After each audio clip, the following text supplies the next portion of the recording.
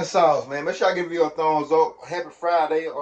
It's a Friday night. We all getting this midnight, so you know what I'm saying. Just go and get into this inner sauce. We did inner sauce in like a month or so, so let's go ahead and get into it.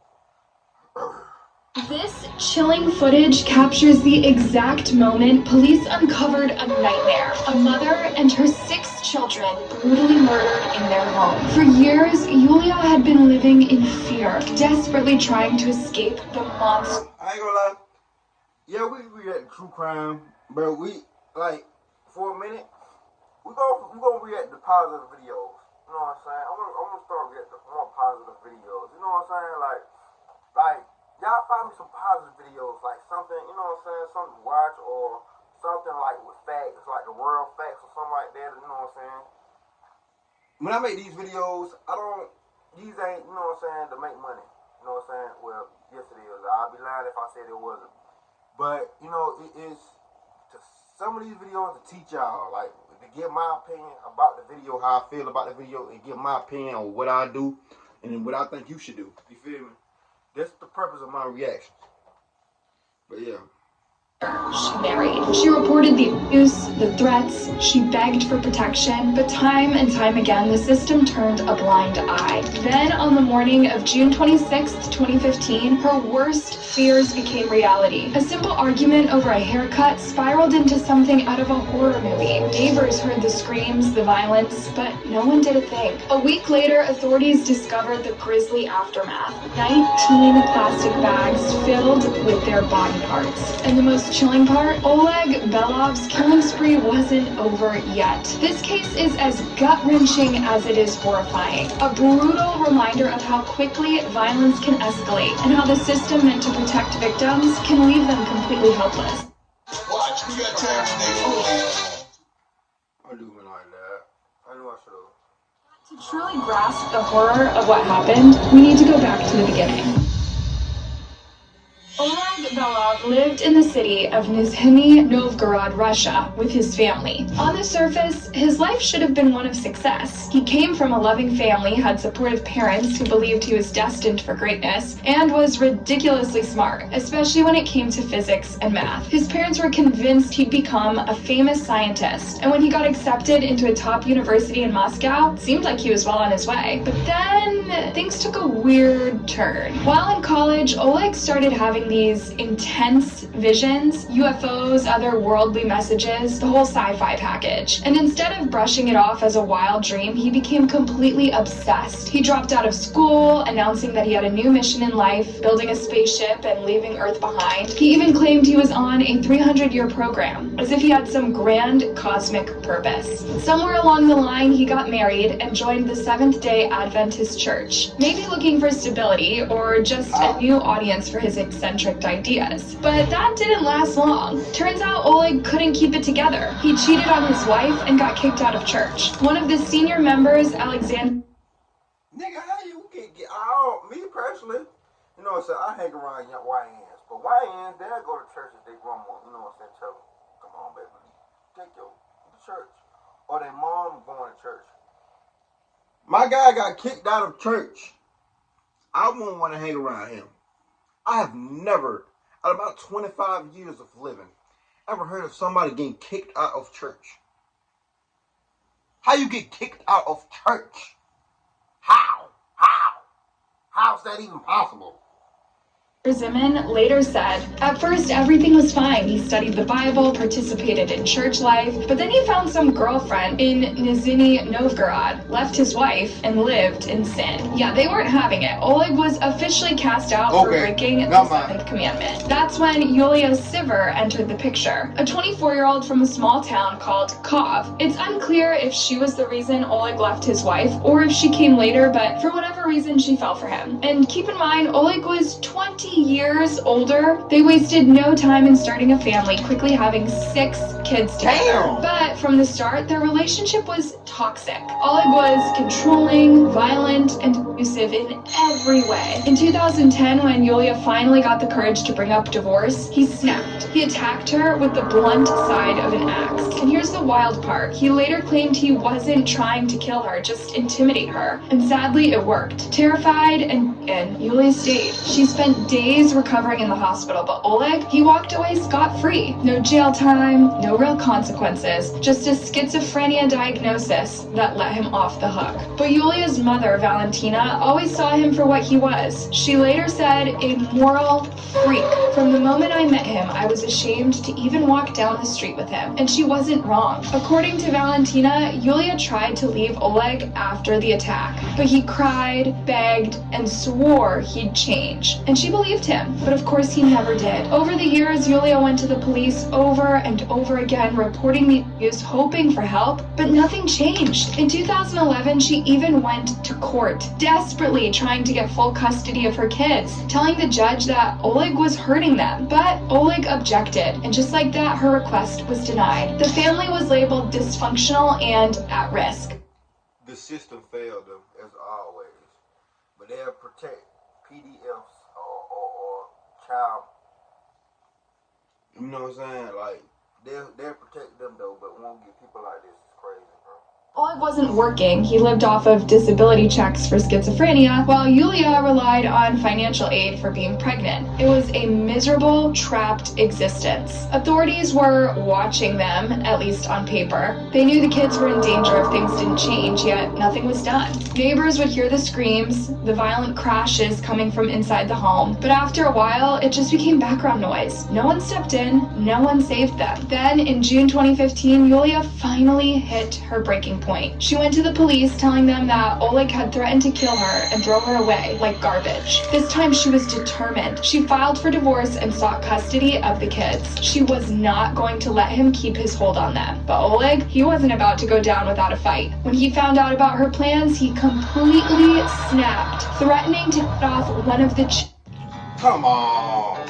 Want to see how to get free groceries at Walmart? I got these two So, Yet Yulia pushed forward. The court date was set for June 27th, 2015, but tragically she never made it. On June 26th, the day before she was supposed to finally break free, Yulia and her 6 children were brutally, mercilessly silenced. June 26th, 2015 started like any other day in the Familv household, except this time a simple argument would spiral into something unimaginable. It all began over a haircut. Oleg was furious about how Yulia had cut their 6-year-old son's hair, calling it foolish. And just like that, the tension exploded into a full-blown fight. Later in court, Oleg recounted the moment in chilling detail. She cut him like a parrot. I asked her, "Are you kidding or what?" I tried to grab the hair clipper and a fight broke out. I hit her twice in the jaw. She ran into the hallway, knocking on the neighbor's doors, screaming. I had never heard her scream like that before. I was terrified. I was scared they would take the kids away. So I grabbed her hand and quietly brought her back inside. And just like always, the neighbors did nothing. To them, this was just another fight in the Familv household. Loud, violent, but normal. No one stepped in and no one called for help. But this time, things took a terrifying turn. Oleg later described the moment everything changed. Yulia told me not to touch her. She said she would call the police. I felt anger and I realized I would either kill her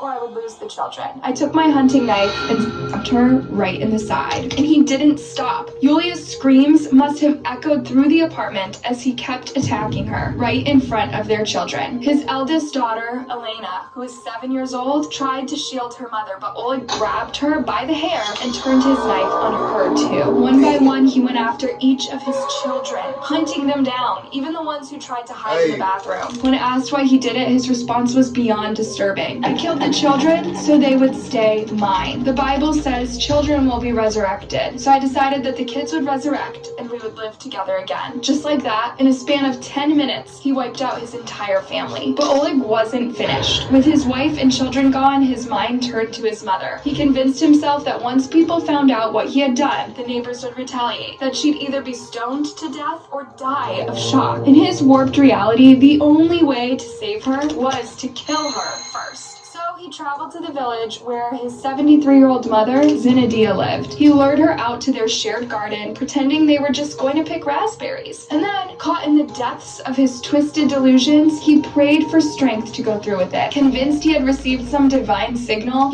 after the murders, Oleg went into full cover-up mode. He grabbed an axe from his mother's house and then went shopping for plastic bags, foam sealant, surgical gloves, and an absurd amount of perfume and cologne. He had a plan, and it was gruesome.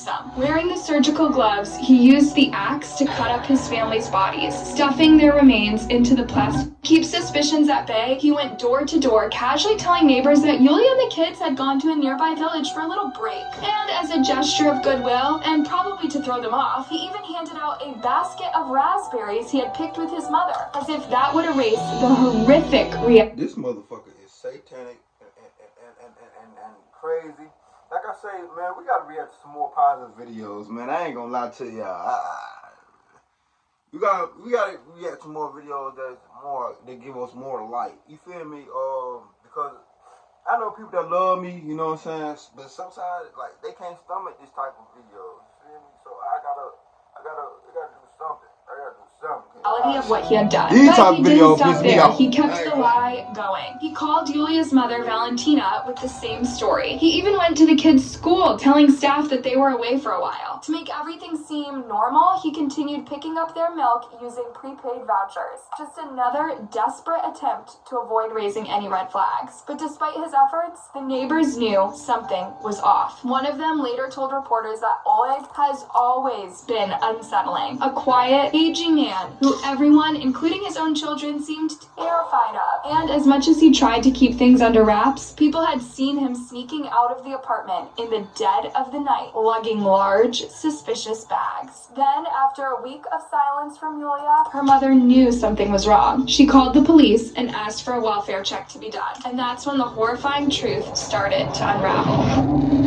On August 4th, authorities arrived at the apartment, and right away they knew something was off. The eerie silence was unsettling, especially for a home with young kids. After knocking with no response, they forced their way in through a window. But nothing could have prepared them for what was inside. 19 plastic bags, each one holding the dismembered remains of an entire family. Local news stations captured the gut-wrenching scene as police carried the black bags out, while stunned neighbors watched. Your life is your choice. So if you feel stuck, choose to get an accounting fundamental certificate from in horror. They can watch, but didn't fail to do nothing. You heard all that screaming. At least call the police. At least call the police. At least.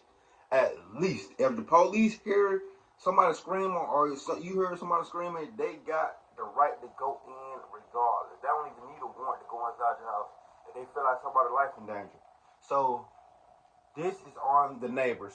She banging on your door, knocking on y'all door, and you didn't do nothing. You didn't even attempt to call the police. This is on the neighbors. And kind of on the police No too. one could believe it. A crime this gruesome had happened right next door and they had no idea. Their minds flashed back to the screams they heard that morning, the ones they ignored, assuming it was just another argument. Now, they couldn't shake the thought, if we had stepped in, would Yulia and the kids still be alive? And the most chilling detail, authorities confirmed that Yulia was pregnant. This wasn't just 7 lives lost, it was 8. Oleg instantly became the prime suspect, sparking a nationwide manhunt. When police searched his mother's house, they found yet another horror. Her body, also dismembered, buried in a freshly dug grave. Authorities feared Oleg wasn't done killing, and they were right. Hours later, they found him hiding in a shed on his mother-in-law's property. He had a knife in his hand, leading investigators to believe he was waiting for Valentina, planning to mark his 10th victim. Thankfully, she wasn't home, and before he could strike again, police moved in. Oleg wasn't going down without a fight. When officers moved in to arrest him, he lunged at them with a knife, forcing them to open fire. He was hit in the stomach and rushed to the hospital, but the police weren't fooled. His days of manipulation. Hey, come on now, stop showing that. You trying to get a nigga. I gotta air these out, man. You trying to get a nigga black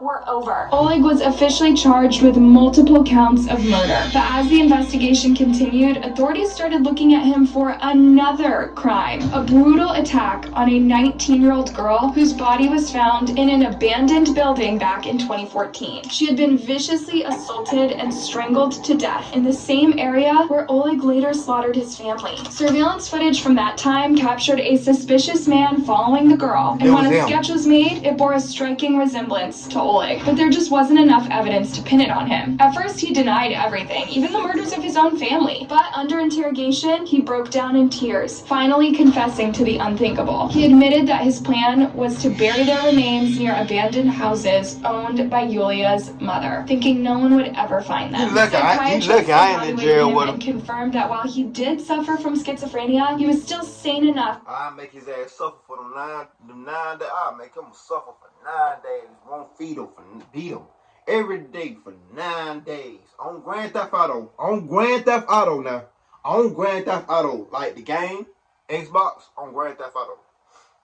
On Grand Theft Auto. Gotta say that multiple times. To stand trial. He was fully responsible for his actions. And then came his disgusting courtroom performance. Oleg turned to Yulia's mother and delivered a fake self-pitying apology, somehow making himself out to be the victim. He said, "I want to apologize to my mother-in-law. Thank you for raising such a good daughter. We were happy together. We gave birth to 6 beautiful children. I was the happiest man on earth, so I can say that no one lost more than I did. Nobody will understand my agony and suffering better than you. Yulia's fondest wish was that I would call you Mom. Mother, forgive me. Please, you are the greatest treasure. I'm sorry I'm saying this just now. I think Yulia would be happy." How twisted is that? And Valentina wasn't buying it. She fired back saying, "He is a good actor. These are crocodile tears he sheds now." The same was back in 2010 when he tried to kill her for the first time. He cried and she forgave him. In 2016, Oleg was officially found guilty of the brutal murders and sentenced to life in a high-security prison. But even then, he refused to take responsibility. Suddenly, he was claiming he was innocent, saying he was forced into confessing. He even tried to shift suspicion onto others, arguing that since Yulia had made complaints about multiple people, anyone could have taken her life. But the court wasn't buying it. Due to his medical condition, he was ordered to undergo mandatory psychiatric treatment while serving his sentence. On top of that, the court ruled that he had to pay 5 million Russian rubles, which is about 52,000 in moral damages to Yulia's mother, Valentina, who had now lost everything because of him. And here's where it gets even more frustrating. This entire tragedy could have been avoided if police had just taken Yulia's cries for help seriously. Because of this,